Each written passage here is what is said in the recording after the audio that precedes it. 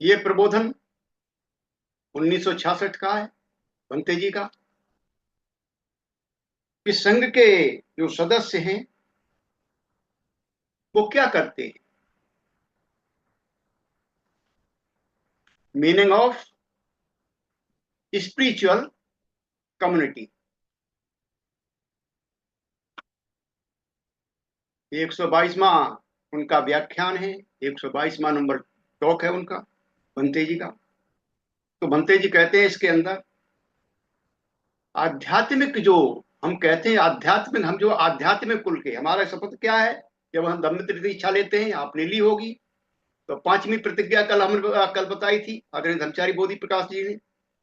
तीसरी प्रतिज्ञा क्या है हमारी, कि त्रिरत्न बौद्ध महासंघ ही आध्यात्मिक संघ है, ऐसा आध्यात्मिक संघ है जहां पर मेरी आध्यात्मिक विकास हो सकता है, जहां मैं अपना आध्यात्मिक विकास कर सकता हूं। बनते जी थोड़ा और आगे बढ़ते हैं, वो संपूर्ण विकास की बात करते हैं। तो बनते जी कहते हैं कि आध्यात्मिक समाज के सदस्य अपने लिए क्या करते हैं, समाज के लिए क्या करते हैं, और विश्व के लिए क्या करते हैं।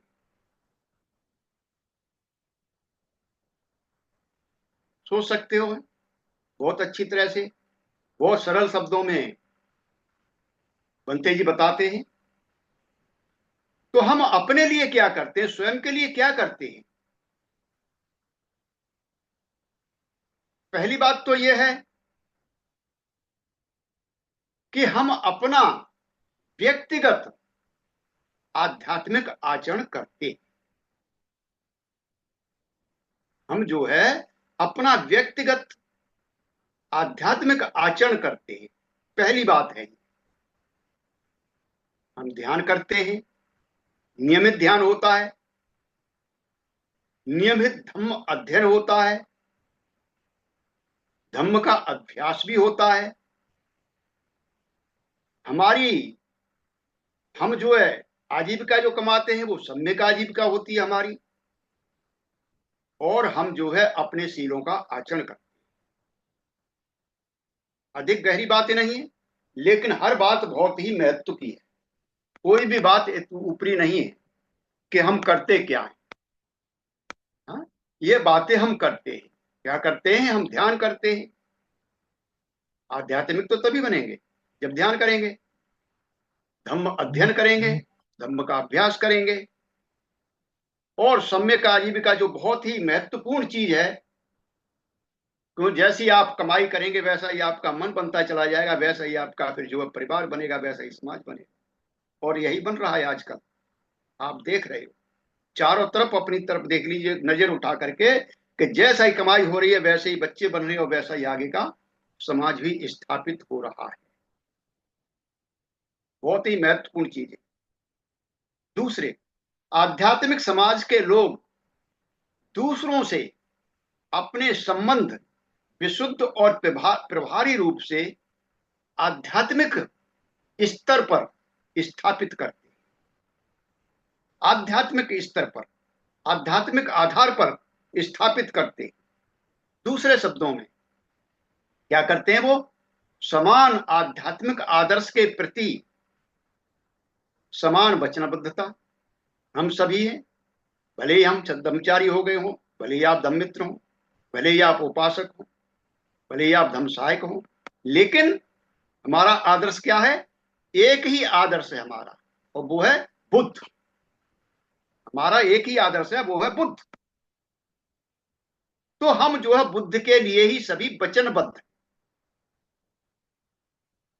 चाहे धर्मचारी हो, चाहे धर्मित्र हो, चाहे धर्म सहायक हो, कोई भी हो, जो इस रास्ते पर आ रहा है वो वचनबद्ध किसके लिए है, बुद्ध के लिए, बुद्ध के धम्म के लिए, बुद्ध के संघ के लिए। हम जो है इस आधार पर अपने संबंध स्थापित करते हैं। अभी परिषद होने वाली है, नहीं जानते कहां कहां से वहां पर आएंगे, लेकिन हम सभी भाई बहन होंगे वहां पर। कोई भी किसी भी रंग का होगा, किसी भी भाषा का होगा, किसी भी देश का होगा, किसी संस्कृति का होगा, कोई मतलब नहीं।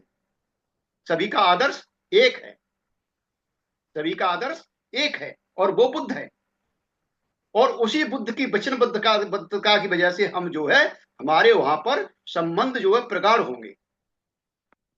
कोई किसी को गाली गलौज नहीं करेगा, कोई भी ऐसे वैसे नहीं बोलेगा, सभी सभी का सम्मान करेंगे, सभी सभी के साथ रहेंगे। यहां पर थोड़ा सा और विवेचन करना चाहिए, थोड़ा सा और सोचना चाहिए, मनन करना चाहिए। हम सभी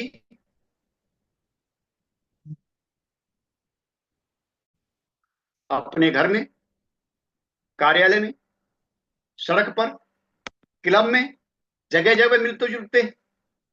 इसमें कभी हमारी अलैंगिक आवश्यकता होती है, कभी मानसिक आवश्यकता होती है, कभी भावनिक आवश्यकता होती है, कभी हमारी आर्थिक आवश्यकता होती है, कभी हमारी सामाजिक आवश्यकता होती है।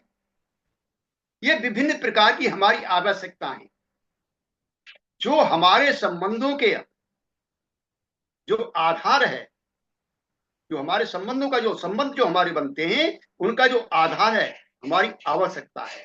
बगैर आवश्यकता के हम किसी से कोई संबंध नहीं बना सकते। देखिए कितनी अच्छी बात बनते जी बता रहे हैं यहाँ पर, बगैर आवश्यकता के हम किसी से कोई संबंध नहीं बना सकते। पिता पुत्र का संबंध नहीं रहेगा अगर आवश्यकता नहीं होगी, पति पत्नी का संबंध नहीं रहेगा, कोई भी संबंध आपका नहीं रह सकता अगर आवश्यकता नहीं है तो आवश्यकता के आधार पर हम जो है, संबंधों का आधार क्या है, आवश्यकता है, रिक्वायरमेंट है, जो बहुधा पारस्परिक शोषण पर आधारित होती है। अगर हम जो है आवश्यकता के आधार पर संबंध स्थापित करेंगे तो इसमें शोषण आधार बन जाएगा। ये शोषण शोषण पर आधारित हो जाए, कहीं ना कहीं हम शोषण कर रहे हैं एक दूसरे। आवश्यकता पारस्परिक हो सकती है, उस स्थिति में पारस्परिक शोषण का के आधार पर आधारित होती है। अगर हम पारस्परिक आवश्यकता हम कर रहे हैं, पारस्परिक है, हम एक दूसरे के साथ कर रहे हैं, लेन देन कर रहे हैं, वहां भी शोषण है, बगैर उसके नहीं हो सकता। आवश्यकता आधारित संबंधों को हम नकारते, जहां आवश्यकता नहीं होती वहां पर हम नकार रहे। उस व्यक्ति से वास्तव में हम क्या चाहते हैं, जिससे हम संबंध बना रहे हैं, जिससे हम संबंध रखना चाहते हैं, उस व्यक्ति से हम क्या चाहते हैं, रिक्वायरमेंट क्या है हमारी, क्या आवश्यकता है, उसे बताना नहीं चाहते। हमारे मन के मन में होती है, छुपी होती है, बताना नहीं चाहते, या जागरूक स्तर पर कभी कभी हम पूर्णतः उससे अनभिज्ञ होते हैं। हमें पता ही नहीं चलता कि हमारी आवश्यकता क्या है, संबंध बना लेते हैं, अनभिज्ञ हो गए। इसका यही अर्थ हुआ कि हमारे संबंध अप्रामाणिक हैं। अगर इस आधार पर अगर हम संबंध बना रहे हैं तो हमारे संबंध जो है अप्रामाणिक, प्रामाणिक नहीं है, और स्पष्ट है वो संभ्रम में, हम भ्रमित रूप में जो है उन संबंधों को बना रहे हैं। उसमें कुछ पारंपरिक गैर समझ और युक्तिवाद होता है, उसमें हम जो है अपना कौशल दिखाते हैं वहां पर संबंध स्थापित करने में। लेकिन आध्यात्मिक समाज के भीतर हम दूसरों से इस प्रकार संलग्न नहीं होते। जो ऊपर मैंने बात बताई, भंते जो बता रहे हैं, अगर हम आध्यात्मिक समाज में आते हैं तो जो ऊपर वाली बातें होती हैं उनसे हम अछूते रहते हैं, वो हमारी बातें सामने नहीं आती। आध्यात्मिक समाज में हम एक दूसरे सभी आध्यात्मिक रूप से विकास करना चाहते हैं। हम सभी क्या चाहते हैं, आध्यात्मिक रूप से विकास करना चाहते हैं। हम संघ में आ गए, संघ में आ गए, चाहे भले आप धम्मित्र हैं, हम धर्मचारी हैं, लेकिन सभी क्या करना चाहते हैं, हम सभी जो है अपना आध्यात्मिक विकास करना चाहते हैं। क्योंकि हमने, आपने और हमने सभी ने क्या किया है, शरण गमन किया हुआ है। हमने और आपने सभी ने क्या किया हुआ है कि शरण गमन किया हुआ, सभी शरण गमन कर रहे हैं। इसलिए हम हमारे समान आदर्श और समान वचनबद्धता से जो हमारे लिए सर्वोच्च है के आधार पर हम एक दूसरे से जुड़ते हैं। किस पे जुड़ गए हम?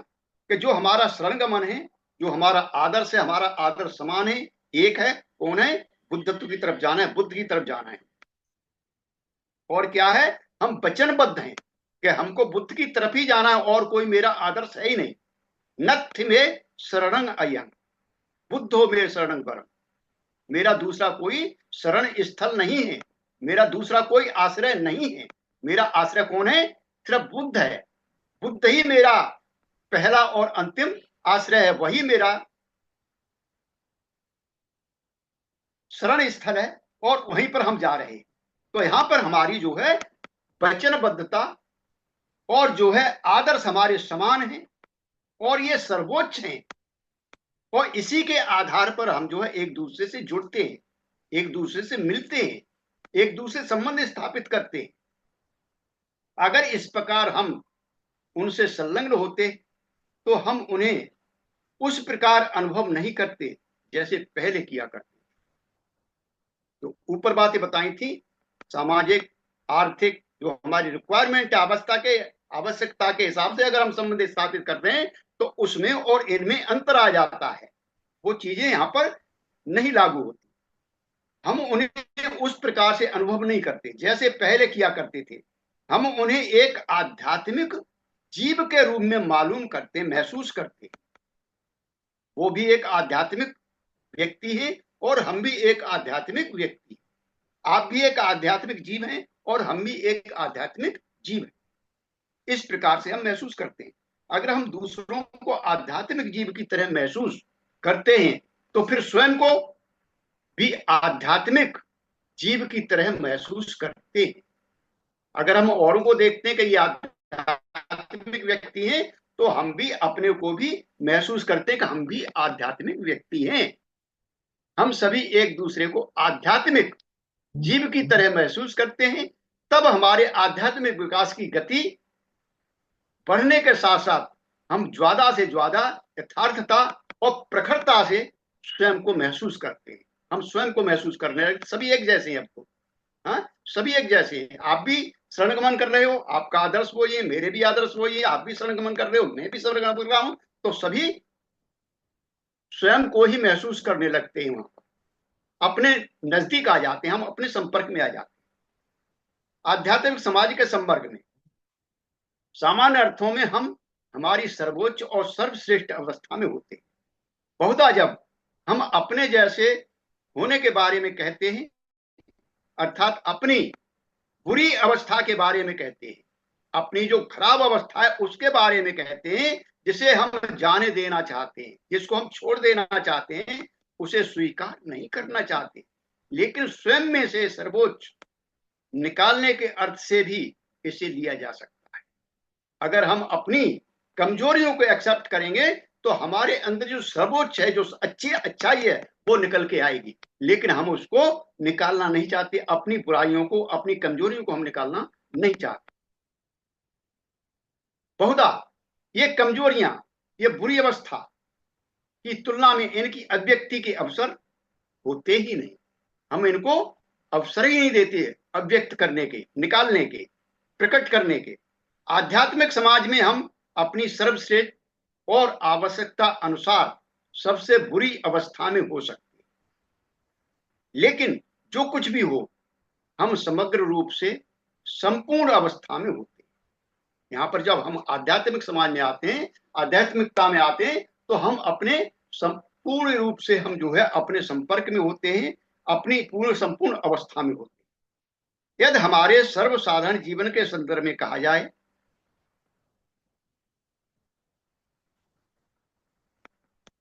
तो हम सभी भली भांति जानते हैं कि यह शायद ही संभव होता है। हमारे अत्यंत करीबी संबंधियों के संदर्भ में भी संभव नहीं हो पाता। हम सभी ग्रस्त हैं, चिंतन कर सकते हैं यहाँ पर बैठ करके, उनमें भी संभव नहीं हो पाता।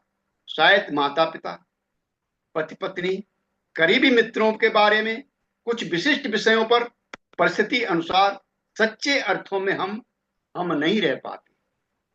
हम भटक जाते हैं, उनके संपर्क में आ जाते हैं, हम भटक जाते हैं, हम अपने कंट्रोल में नहीं रह पाते। हम नहीं हैं, हम बदल जाते हैं वहां पर। बहुत ही कम लोग ऐसे होते हैं जो स्वयं के जीवन में दूसरों के सानिध्य में आने पर भी संपूर्ण रूप से, अविरत रूप से स्वयं स्वयं होने से बच जाते हैं। वो जो है, कुछ ही लोग होते हैं जो अपने स्वयं के संपर्क में रह पाते हैं। इसलिए अधिकांश लोगों को वे जैसे हैं वैसा उसे अनुभव करना कठिन होता है। बहुत महत्वपूर्ण बात है कि जब हम किसी के सानिध्य में आते हैं तो हमारे ऊपर उनका प्रभाव पड़ता है, वहां से हम नहीं रुक पाते। बहुत ही कम लोग हैं जो उन प्रभावों में नहीं आते हैं, अपने संपर्क में रहते हैं और अपने को ही समझते हैं वहां पर। आध्यात्मिक समाज के संदर्भ में यदि कहा जाए तो अनेक लोगों के बीच में भी आप रह सकते हैं, हम रह सकते हैं।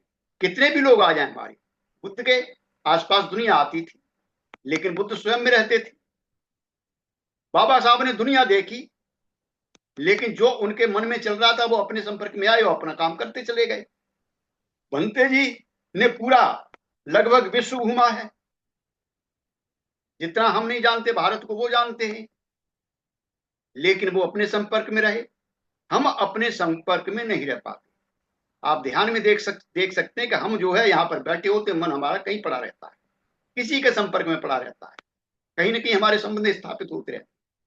तो अगर हम आध्यात्मिक समाज के संदर्भ में बात करें तो अगर हम आध्यात्मिक रूप में हम आगे बढ़ रहे हैं तो हमारे सामने कितने भी बैठे हों, कितने भी संबंध हों, लेकिन उसमें भी हम जो है अपने को अपने आप के साथ जो है स्थापित कर सकते हैं, हम अपने में रह सकते हैं। और तो और 5, 6, 10, 12 लोगों के बीच में कुछ अलग से आवश्यकता नहीं, या इससे भी ज्यादा हो सकते हैं। अधिकांश लोगों के अनुभव में यह बड़ा ही बेमिसाल अनुभव है, लेकिन यह आध्यात्मिक समाज के लिए, जो आध्यात्मिक समाज है उसके भीतर ही संभव है, क्योंकि यहां पर सभी एक दूसरे से उनमें सर्वश्रेष्ठ है, उत्तम है, उस आधार पर संबंध स्थापित करते हैं। हम जब आपस में आते हैं तो हम एक दूसरे को प्रोत्साहित करते हैं, हम एक दूसरे को अपने से अच्छा मानते हैं, और अगर ये हमने एक्सेप्ट कर लिया कि वो मेरे से अच्छा है और इस आधार पर हमारे संबंध स्थापित हुए, तो वो जो है आध्यात्मिक रूप से हम जो है एक होते हुए चले जाएंगे। लेकिन ऐसा बहुत ही कम होता है। आध्यात्मिक समाज के भीतर ही आप अत्यंत आनंद महसूस करते, सबसे बड़ी राहत महसूस करते। यहां पर आपको किसी प्रकार की सुरक्षात्मक तरीकों की आवश्यकता नहीं है, आप सुरक्षित हैं। तो आप जानते हैं शिविरों में जाते हैं, मैक्सिमम आप शिविरों में गएंगे, बहुत ही कम ऐसे हैं हमारे साथी जो शिविरों में न गए हों। शिविर सभी ने देखे होंगे, और शिविरों में जाके आपने देखा होगा कि किसी चीज की कोई चिंता नहीं होती। वहां पर सामान जहां पड़ा है वहां पर पड़ा है, आप जैसे चल रहे हैं चलते रहिए, आपको कोई भी दिक्कत नहीं है। वहां पर कोई किसी भी सुरक्षात्मक साधनों की कोई जरूरत नहीं है। वहां पर आप दूसरों के साथ बहानेबाजी की वहां पर जरूरत नहीं है, गैर समझ के लिए वहां जगह नहीं होती है। आप दूसरों के साथ भी आप रह सकते हो, सभी के साथ भी आप अपने एकांत में जा सकते हो, अकेले रह सकते हो, सभी साथ बैठे हुए, तो सभी का मोटो एक ही है, क्योंकि वे सब एक जैसे जैसे ही होते हैं। यहां पर किसी प्रकार का संभ्रम की कोई गुंजाइश नहीं होती। शिविर के अंदर आप इस चीज को महसूस कर सकते हो, कोई भी संभ्रम नहीं होता, किसी के मन में कोई दुविधा नहीं होती, क्योंकि वहां पर लोगों के बीच में पूर्णतः पारदर्शिता होती, एक दूसरे के लिए खुले होते, पारदर्शी होते हैं, लुका छिपाव नहीं होता वहां पर, जो अन्य परिस्थितियों में संभव नहीं हो पाता। अगर हम दूसरी जगह देखते तो ऐसा नहीं, दूसरी जगह देखते हैं तो ऐसा नहीं है।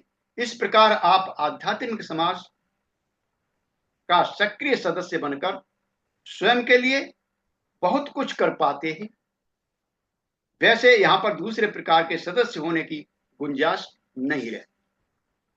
तो आप जो है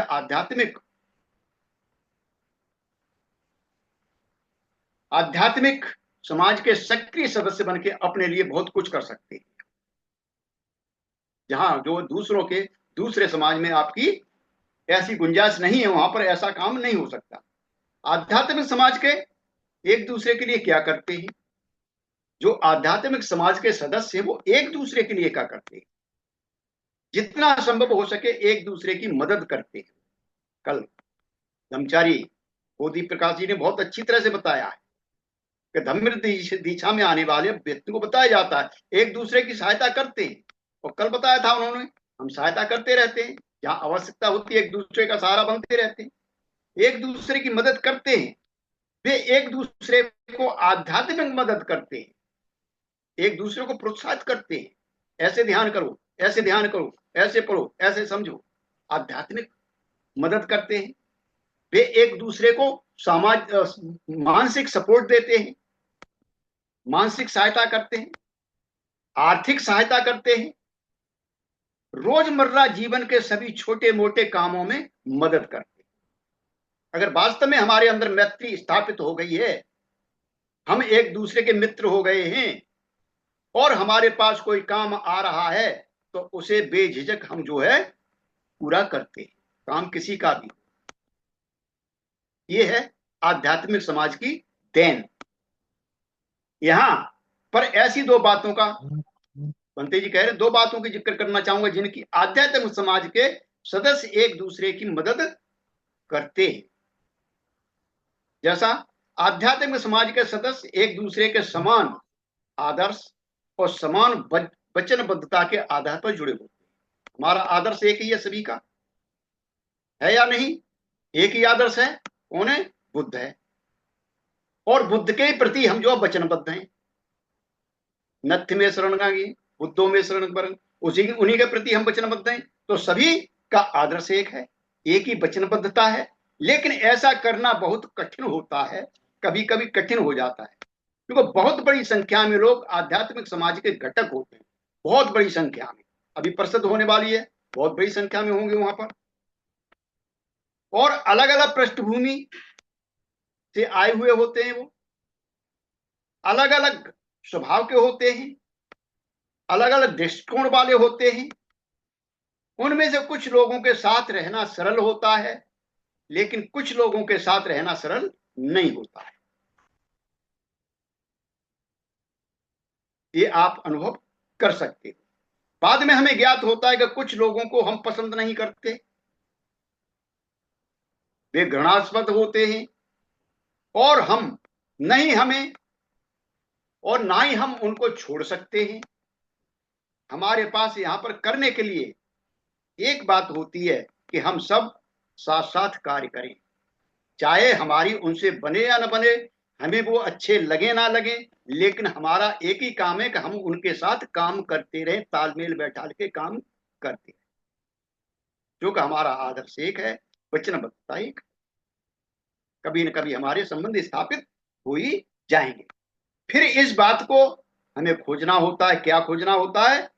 कि हम में जो समान है, भले वो किसी संस्कृति से आए हों, कैसा भी स्वभाव हो उनका, किसी भी प्रकार के हों, कैसी भी बोली हो, कैसा भी खान पान हो, तो जो हमारे दोनों के अंदर जो समान चीज है उसको हमें देखना पड़ेगा। यह बड़े ही महत्व का है, और बड़े ही कष्टपूर्ण ढंग से समान आधार पर हम कैसे जुड़े, ये हमें सीखना होता है।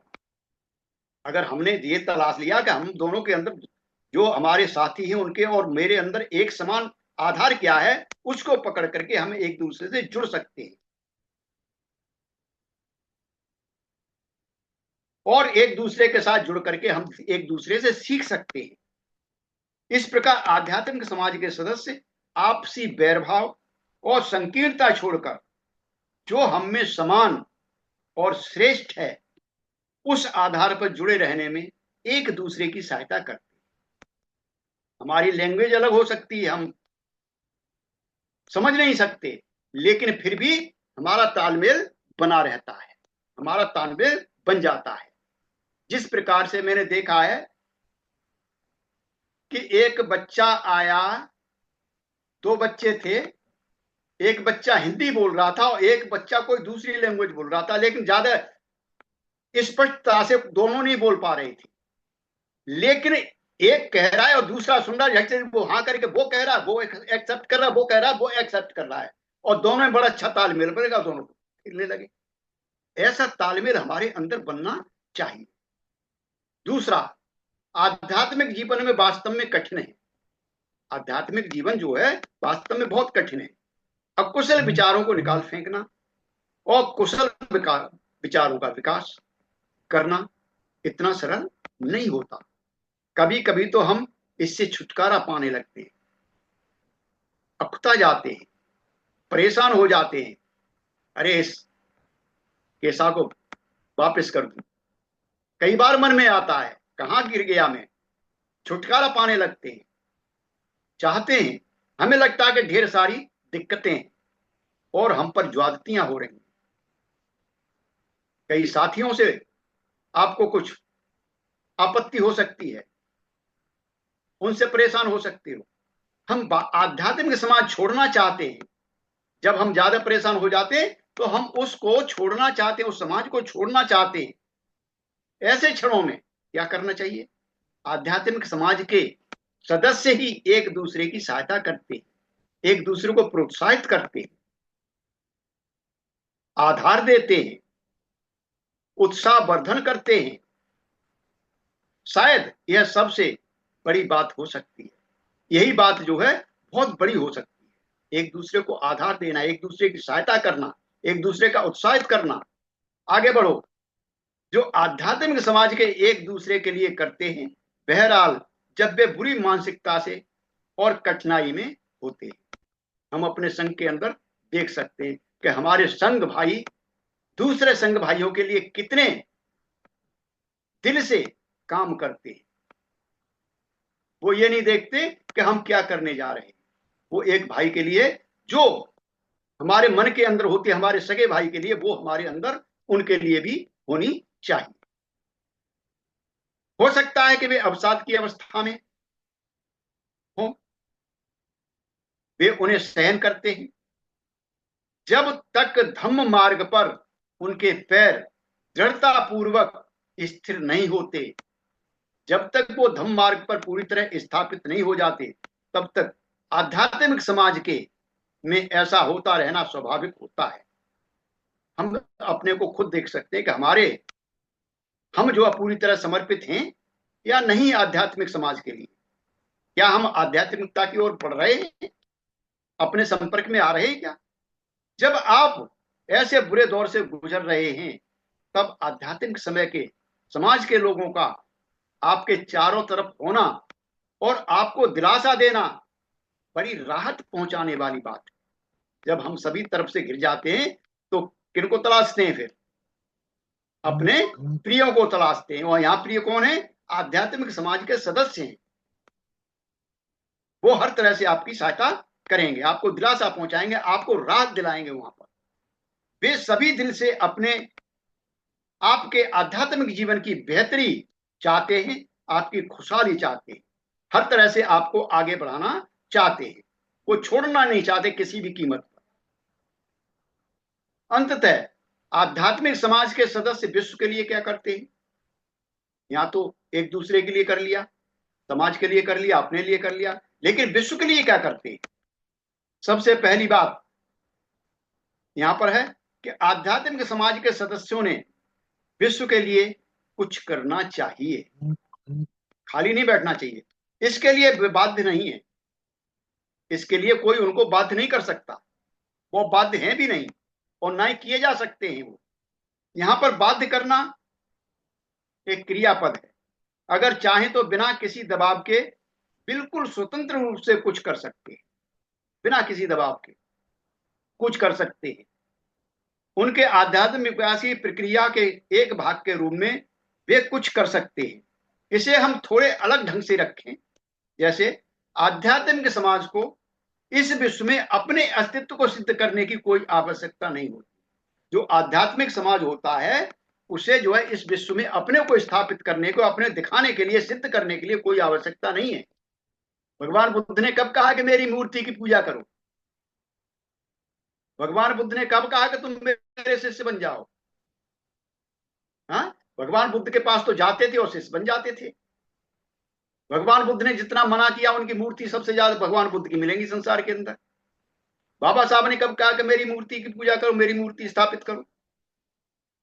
लेकिन बाबा साहब की सबसे ज्यादा मूर्ति मिलेंगी। तो ये जो है, हमें वहां पर अपने को सिद्ध करने की जरूरत नहीं होती। समाज में कोई सामाजिक आर्थिक सुधार लाने या सरकार को मदद करने की बात हो, यह दिखाने की आवश्यकता नहीं है। हमें समाज में काम करना है।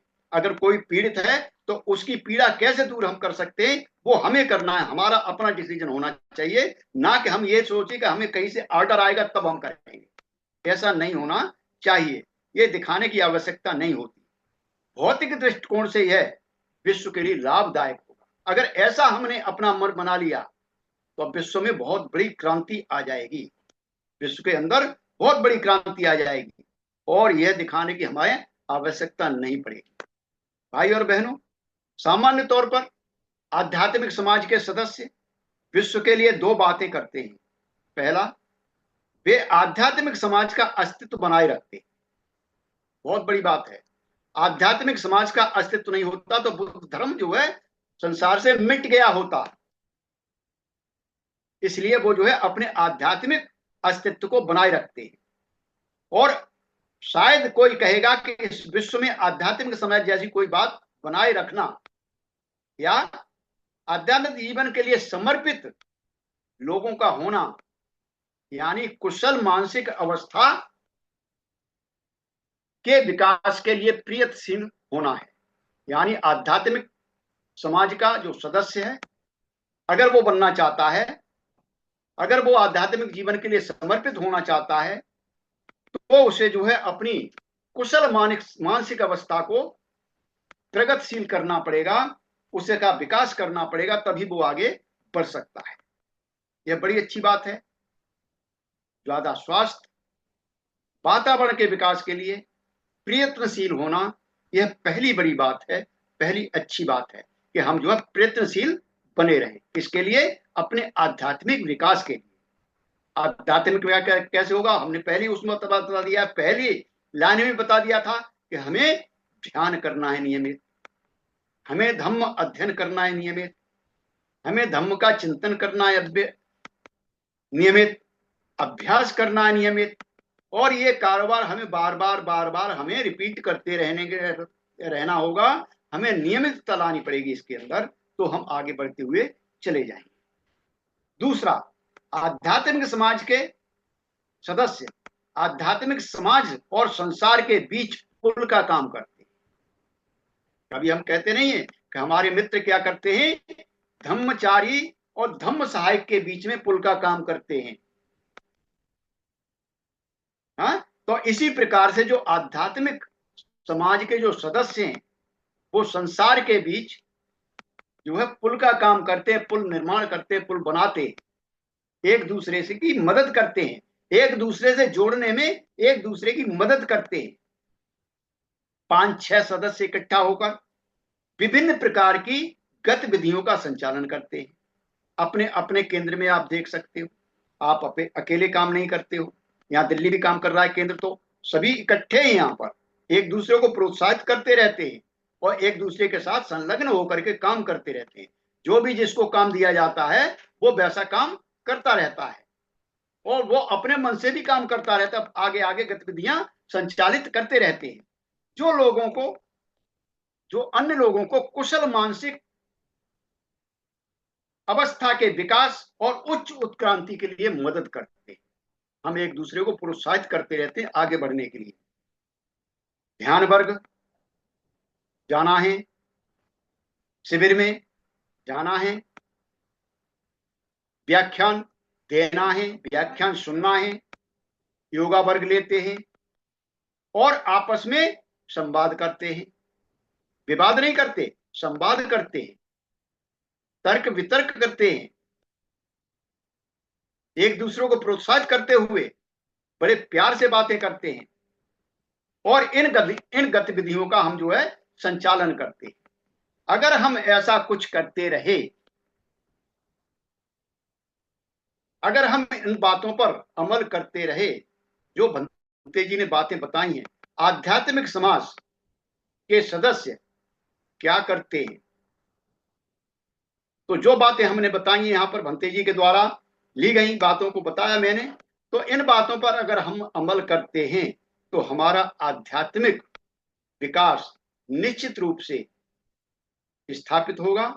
हम जो है आध्यात्मिक रास्ते पर आगे बढ़ जाएंगे। आपने बहुत अच्छी तरह से सुन लिया मुझे। आप सभी का बहुत बहुत साधुवाद। मुझे धम्मित संतोष गौतम जी ने आज की संधि दी, उनका बहुत बहुत साधुवाद। सभी को जय भीम, नमो बुद्धाय।